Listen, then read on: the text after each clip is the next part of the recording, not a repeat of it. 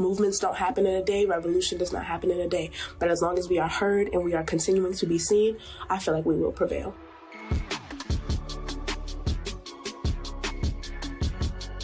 Kamor Olmo's a freshman at Howard University. She's been camping out for over 2 weeks with other students to protest the living conditions on campus. We have nothing to lose but our change. Have you noticed any changes since the protest started to now? The only changes have really been in the weather and the fact that they started cleaning the dorms, but at first they wouldn't even acknowledge that there was mold in the dorm. There's been a few closed-door meetings with hand-picked students, and that's not what we asked for. We asked for a town hall so all students can be heard. Kamor says they're also asking for an improved campus housing plan beyond sophomore year and to have their Board of Trustees positions reinstated. And our fourth demand is legal and academic amnesty for everyone involved in these protests. How has your experience been as a freshman at Howard so far? I can't lie, I definitely have been disappointed in my experience here. Chandler Robinson's also in her first year at Howard and says it's been hard to keep up with her classes with all this going on.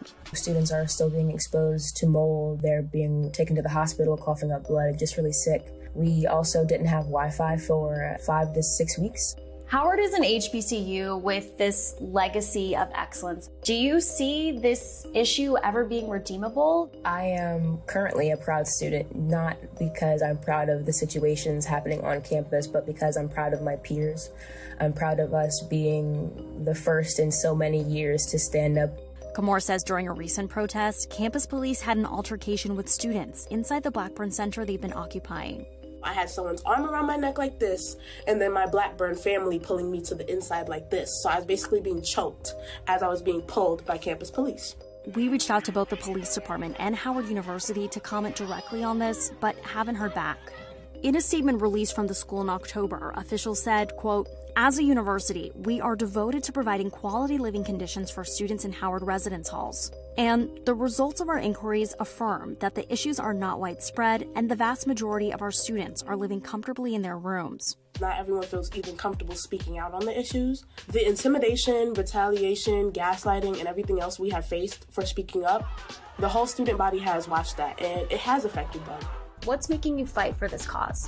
I have always been an advocate, and I always will be an advocate because I speak for those who cannot. My big voice and my big mouth will be used to speak for those who don't have a big voice and a big mouth, and I will always do that as long as I live. It is our duty to fight. If nothing changes, what is it going to mean for your college career? I will be transferring. I do not have $48,000 a year to keep being mistreated. Now, if Howard can get it together, I will continue to call the Mecca my home because that's what I want to do.